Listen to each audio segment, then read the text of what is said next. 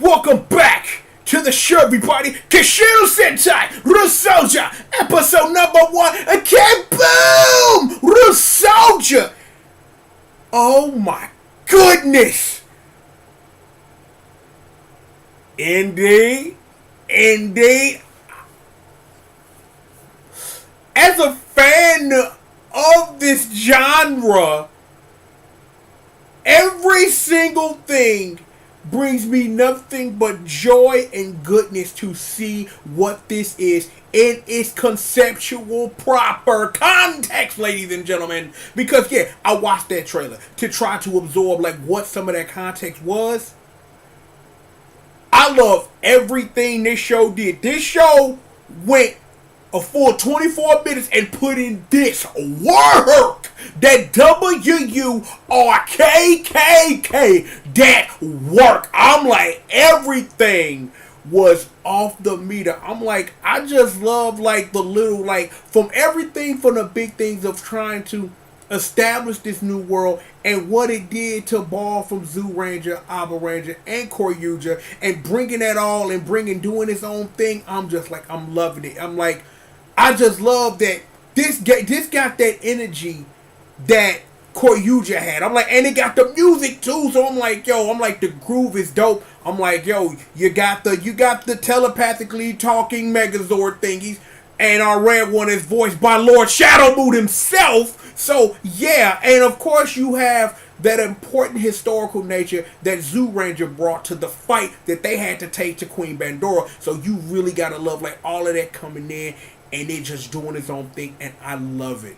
I also love that I know what happens at the end of Pretty Guardian Sailor Moon. The guy that runs the arcade, the queen and the king of the moon, well, king of the earth, queen of the moon, you take it however you want to, decided, yo, we finna sit up here and we gon' fight the bad guys now with dinosaur power. And I'm like, yes, do that. Yes, it's been a long time since I've seen my people, because I'm like, I don't know if y'all know this. I know I've said this in other videos.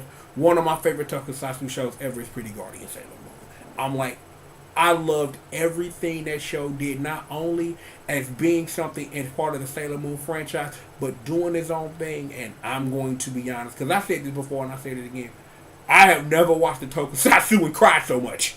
Like, that show constantly with what it did hit me right here in the magical area of fields. So, I'm like, I'm willing to sit up here and admit that. And one of these days, I'm finna go get it, because I have watched Pretty Guardian Sailor Moon 4 separate times. Like, 4 of them. That shows you how good something is when you sit through 50-something episodes and a couple of movies 4 separate times. It's that good. It is that good, and if you haven't watched it, you should. Given all of this, you so cool. I'm just like, I love everything this did. I'm like, they set up her guy. They set up her. They got the more sequence though. They set up her pop off. They got the whole squad sitting up her doing a crit walk, and I'm just like, they got these little miniatures doing the crit walk. They sitting up her doing this like, yo, it's showtime. I'm like, oh god. I'm like, everything about Ryusoulger is off the chain. I am so glad I decided that I can watch this and Cowboys versus Indians together side by side. Because I got to get through Cowboys and Indians, no doubt. But Ryusoulger is that business. Not the business. The B-I-D-ness. The business. This is too good. This is too good. I'm like, yo. I'll say this. It's like, given all of my hype, I also appreciate that this episode really took the time to really establish, like, what is the point? See, but even in establishing that point, I have questions. Tanjo and Kurion, I'm like, y'all can't really be the actual bad guys. I'm like, I'm not sitting up here saying that, you know, Tanjo ain't no worker and Kurion's just there for the sake thereof, but I'm guessing y'all the away team, so they send y'all down because Tanjo sat up here and said, like, I'm the greatest of all time. I'll whoop your ass. Somebody's ass got whooped, alright. Real talk. We'll talk about that L in a moment. But I wonder if this is what the show is gonna do. If they're like, as we get deep into this, is that Tank Joe probably ain't gonna last that long. He probably ain't gonna last that long. And there have been some generals in recent history who you thought was gonna be around for a minute, Merc order. So I'm guessing the Ryusoulger's gonna move up the chain, and then somebody's going to sit in a chair and spin a Beyblade, and everyone's gonna take an L. That is still one of the greatest L's in recorded history, by the way, where a bad guy sits in a chair, spins a Beyblade, and people just get fucked up. That's just a thing, and I still love that. I'm like, I still love that for real. I'm like, here the thing is, as much as we've established in this episode, we're still gonna need some more time to establish these relationships, because you got Cole, you got Melt, you got Asuna, they're all there, you know what I'm saying? I'm like, we got to see, like, what's up with Cole. I'm like, that boy got a fiery spirit, and it's like, that's gonna be given what it is that Melt and Asuna have also lost, because all the Masters got took a massive L. The ultimate L, as we call it around here, they took it. But then, you know what I'm saying, there'll be some mocking later on that'll bring them back, because they now are part of their power now, which gives them superpowers. So don't worry about that. You got Ui, and I don't know what's up with her. I'm guessing that one of the things that the show went out of its way to do was try to explain that the tribe that they're all a part of or whatever, and that's the thing that they brought over from Zoo Ranger, is that these people have been living in secret, kind of like on some Wakanda shit. So it's like, y'all had this beef, but no one knew where y'all are, because the only thing that y'all do is whooping ass in secret while trying to protect this temple that got destroyed by this big giant ass dragon thing. So, you know, it's that. You know. So, the one weird question I did have that I will address is that, because this is the case, is how would this necessarily work in the Versus continuity?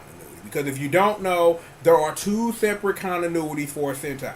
There is the continuity where the show in question exists, and there is the Versus series continuity where all of every Sentai in history, and Kamen Rider, and some Ultraman for some reason, and a whole bunch of Shotaro Ishimori stuff all exist in this one giant bubble. So fun for the whole family. So it's going to be interesting to really see how they figure this out, because given who has been involved in past dinosaur Sentais, it's like, if they really want to get to some explaining, they could do that, and really do that without missing a beat whatsoever.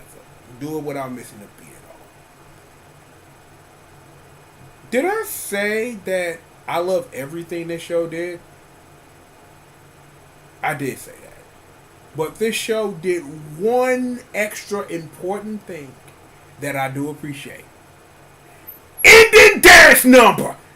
I love ending dance numbers. You don't think I love ending dance numbers. I'm like, I could kind of sort of understand why Cowboys versus the Indians didn't have an ending dance, but it's good not only to bring it back, but bring back that flow though. I'm like, yo, there were no weird gyrations that'll be taken out when they add a kid to the team.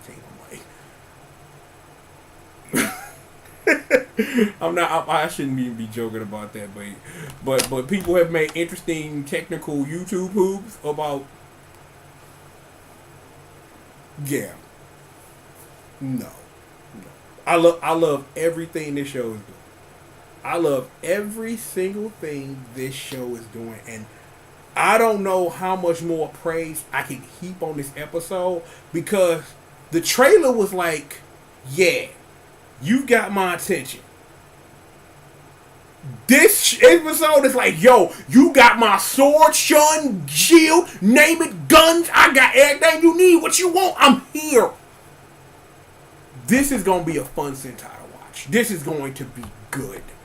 And given it, and I'm basing this off one episode, but given that if this is the story that they want to tell, and this is how you want to tell it, we got a lot here. We have got a lot riding on this, and it's like, what's really going to be important, which always is building these characters, because you've got 3 characters who have lost something, and given the end of the episode, you got the other 2 that's gonna be mad about something. So convincing Black and Green to join the squad, that's going to be a thing, and I hope that the show makes it a thing. I'm like, I don't know what that kind of alliance can be, how uneasy that may or may not be. I am not necessarily sure, but there's really a lot you can really do even in this Sentai without drama.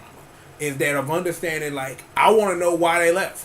You know what I'm saying? Like, the episode didn't really go into much to that, but I'm assuming some disagreement happened at some point, and it's like, we still protecting the Earth, but we just doing it our way. You know what I'm saying? So it does make sense that they do that, and you also are following, like, the Sentai of having the extra Rangers come in and not having a whole squad up front. So, you know, you really doing that from a whole bunch of different angles. So I appreciate that too. Can I say again how much I love this show? And it's only been 1 episode that I've watched only 24 minutes of? Because I do.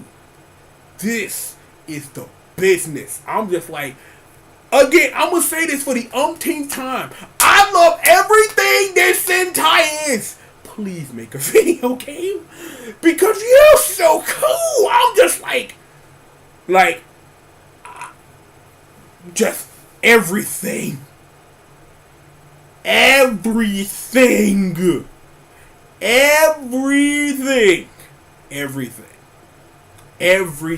that this Sentai has done in 1 episode. You have my undivided attention.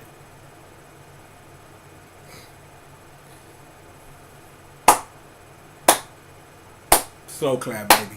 Slow clap. I can't do nothing but slow clap and appreciation, because this is gonna be good. You know what's going to be better? Once I get used to this show's flow, once I get used to what's really good, we can get back to clowning as usual. Right now, all I got is analysis. And I appreciate that, you know, that this show did a lot in 1 episode, and I'm hoping that there is more to come.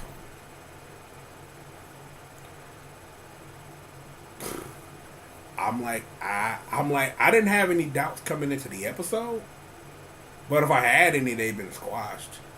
It's like, this is truly a celebration of Dinosaur Sentai. It's grabbing from everything, doing his own thing with it. You gotta love that. So I really think fans of any of the 3 other Dinosaur Sentais will find something to enjoy about this. Because this is going to be good. Trust me. I can't wait to come back almost a year from now, as we sit up here and say our tearful Sentai goodbyes, to be like, yo, that show ran that marathon from end to end. Els would take it. We had a lot of fun, and I'm gonna miss it. I'm submitting it right now on video to know that that's how I want to feel. The show is gonna do whatever it's gonna do, and it will be judged on its merits. But at this 1 episode, the only merits that I can judge it on, every Sentai fan in the business is in for a treat with this one. No doubt. Between this clowning, with Beast Morphers holding it down, with Zio doing this thing, and other things that, you know, that I don't quite get into on the channel doing this thing, because I do peek in on other things every now and then. It's a good time to be a fan of. It's a good time to be a Tokusatsu fan, no BS. A good time. Scratch my eyebrow. Regardless, though, we have got more show for you, please. Sit back, relax, and stay tuned. I am, of course, the one and the only, the triple, the G.O.D, live right here on Team GRF TV. And yeah, we've got more show for you. Bang, winkety wink. And we've got it for you right after these commercial messages. Oh, I'm sorry. Shout out to the congregation one time. Shout out to Bessie and Janine on the 1s, the 2s, the 3s, and the 4s. And shout out to all of my usual suspects as usual who gonna come through, and everybody else who come through, because this is the first episode of Reviewing the Sentai, who probably will find something wrong with anything I said, because that's just kind of what you do or whatever. Thank you for coming through too. Regardless of that. Boom. More show after these commercial messages. No.